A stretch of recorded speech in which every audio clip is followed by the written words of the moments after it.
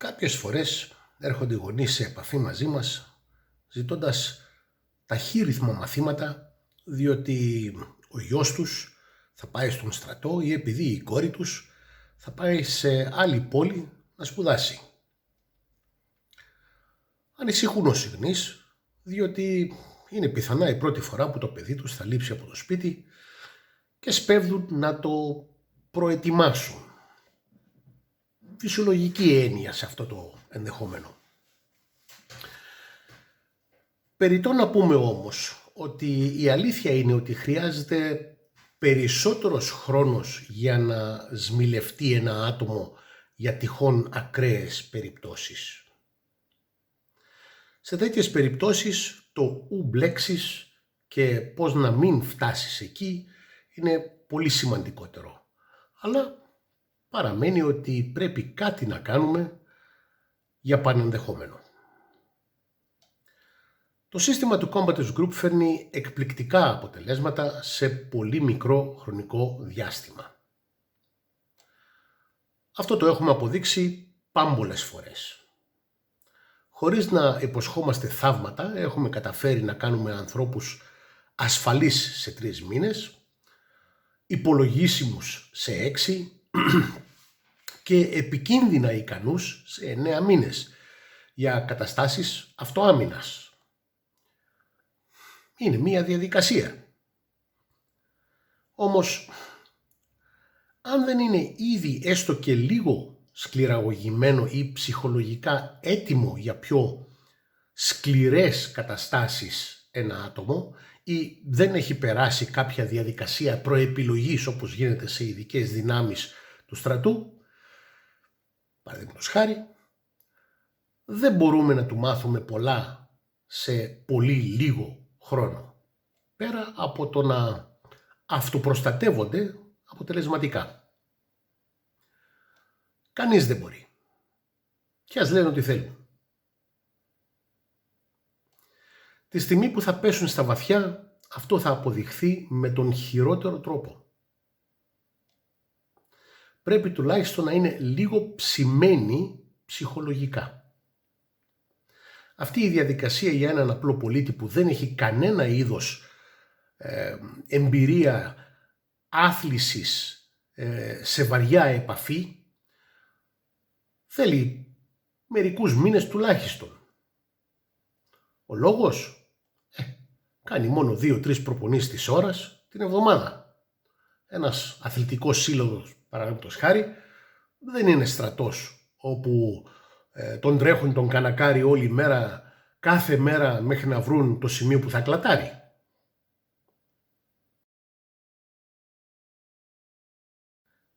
Γεια σας, είμαι ο Ζακ. Διδάσκω δεξιότητες προσωπικής ασφάλειας, αυτοπροστασίας και αν χρειαστεί αυτοάμυνας σε άνδρες και γυναίκες που έχουν την ανάγκη να νιώθουν αλλά και να είναι ασφαλείς.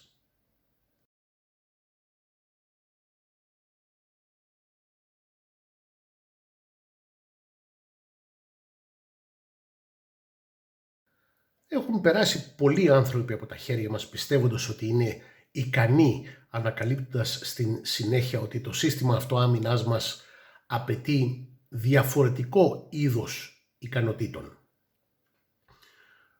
Δεν μας ενδιαφέρει το αν μπορούν να κουνάνε τα χέρια και τα πόδια τους. Αυτό το διδάσκουμε ούτως ή αλλιώς.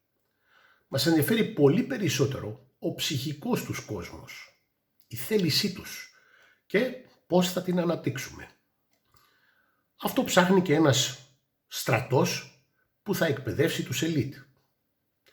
Ικανότητα ναι, αλλά κυρίως πρόθεση, ψυχή, κότσια, αρχίδια. Πολλοί μπορεί να είναι αθληταράδες, μπορούν όμως να ανταπεξέλθουν τις ψυχολογικές κακουχίες της βίας. Για εμάς παραμένει όμως η δουλειά του να εκπαιδεύσουμε έναν πολίτη, άνδρα ή γυναίκα, σε πολύ σύντομο χρονικό διάστημα. Έτσι, για τις κοπέλες ρίχνουμε το βάρος της εκπαίδευσής μας σε 3 βασικότατες ομάδες αρχών του συστήματός μας. Η πρώτη ομάδα είναι απουσία, αποφυγή, απόδραση. Τα 3α της ασφάλειας. Η δεύτερη ομάδα είναι απλό, άμεσο, αποτελεσματικό. Τα 3α της εφαρμογής του συστήματός μας. Και η τρίτη ομάδα είναι αποφασισμένος, αδίστακτος, αδυσόπιτος. Τα 3α της επίθεσης. Η δυσκολότερη ομάδα όλων. Οι άνδρες που πρόκειται να πάνε στο στρατό δεν έχουν ανάγκη την πρώτη ομάδα αρχών, εκεί που πάνε. Παραμένει όμως κρίσιμη για πολίτες. Θα παρατηρήσετε ότι δύο από αυτές τις ομάδες αρχών έχουν να κάνουν με τον ψυχικό κόσμο ενός ανθρώπου και μία σχετίζεται με το σώμα. Η ομάδα αρχών 2. Όλες οι αρχές καλύπτονται στις παρουσιάσεις 10α, β, γ.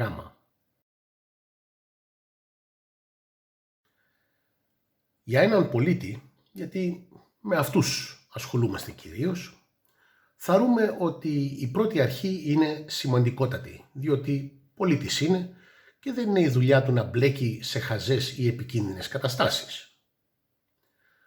Μεγάλο μέρος της ευθύνης για αυτό έχουν οι νέες και οι νέοι που τελικά γίνονται στόχοι και στην συνέχεια θύματα της βίας.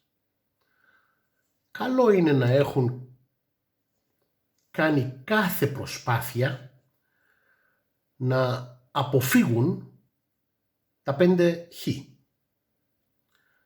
Χαζά λόγια, χαζές πράξεις, χαζές αποφάσεις, χαζές τοποθεσίες και κυρίως χαζούς ανθρώπους. Γι' αυτό υπάρχει και η πρώτη ομάδα αρχών που ανέφερα νωρίτερα, για να παραμένουν ασφαλείς. Υπάρχει αρκετό υλικό στην ιστοσελίδα μας που καλύπτει αυτήν την αρχή από διάφορες σκοπιές.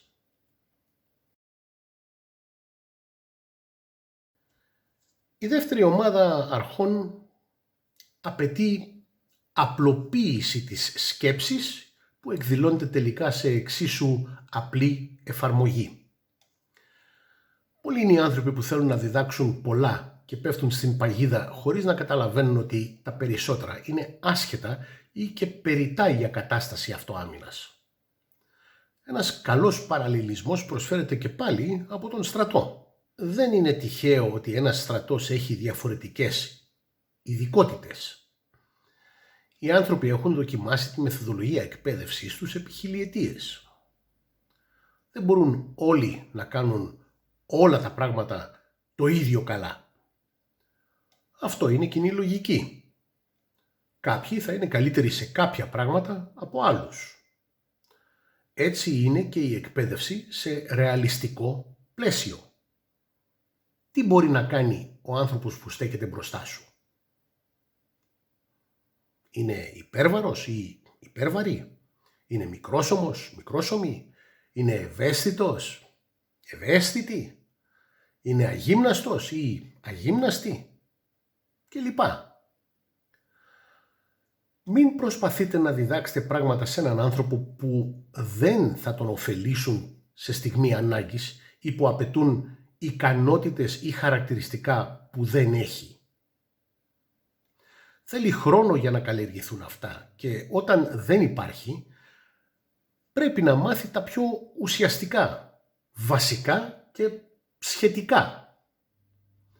Μια κοπέλα που ζυγίζει μόλις 50 κιλά θα τα βρει δύσκολο να κάνει λαβές και βαριά χτυπήματα ή ακόμα και ρήψεις σε κάποιον οργισμένο άνδρα που ζυγίζει 90-100 κιλά και την χτυπάει αλίπητα στο πρόσωπο.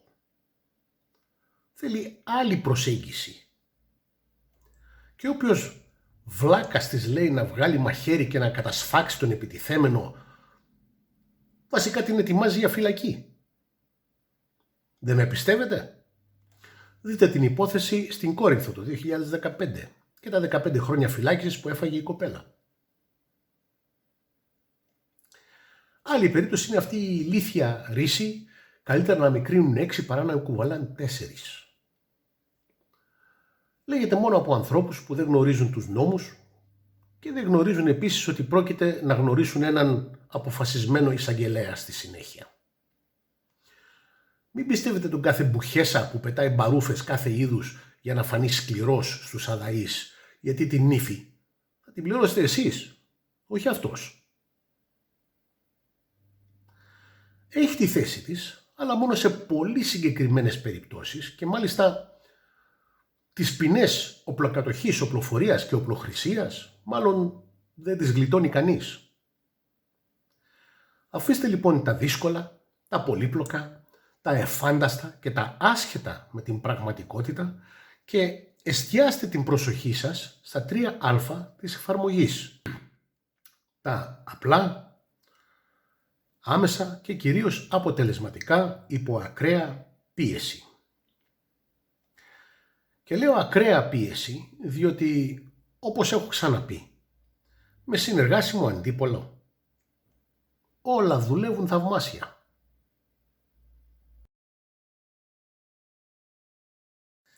Στην τρίτη ομάδα αρχών έχω αναφερθεί στα 3α της επίθεσης. Αποφασισμένος, αδίστακτος, αδυσόπιτος. Εδώ είναι που αντιμετωπίζουμε με τους ανθρώπους την κύρια πρόκληση. Μας φέρνει σε αυτό που αναζητά ένας στρατός από τους ελίτ. Πώς να κάνεις έναν άψητο πολίτη να συμπεριφέρεται σαν αυτούς. Αποφασισμένος, αδίστακτος και αδυσόπιτος. Εμείς στο Competence Group έχουμε βρει ότι πρέπει να τους πιέσουμε αφόρητα μέχρι να απαλλαχθούν από τις αναστολές, τις αμφιβολίες και τις ανασφάλειες που τους κυριεύουν.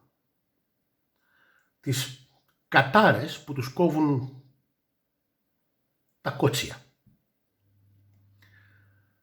Πρέπει να ξεπεράσουν τα πιστεύα τους για τον εαυτό τους.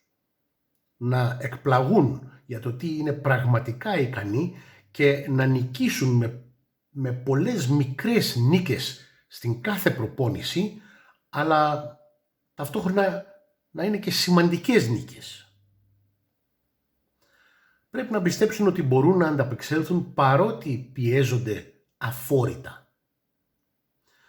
Δεν έχουμε βρει άλλον τρόπο μέχρι στιγμής που να στέκει στην πραγματικότητα της ακραίας ψυχοσωματικής πίεσης.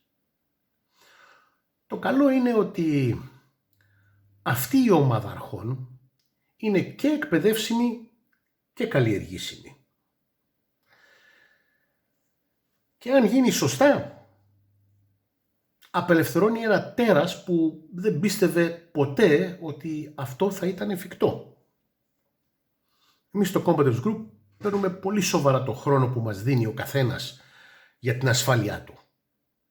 Έστω κι ας είναι μόνο μία ώρα. Φυσικά όσο περισσότερο μας δώσει, τόσα περισσότερα θα πάρει. Αλλά και ένα μάθημα είναι αρκετό για να πάρει μία γεύση του τι είναι μύθος και τι είναι πραγματικότητα. Εδώ φτάσαμε στο τέλος αυτής της παρουσίασης. Να προσέχετε εκεί έξω.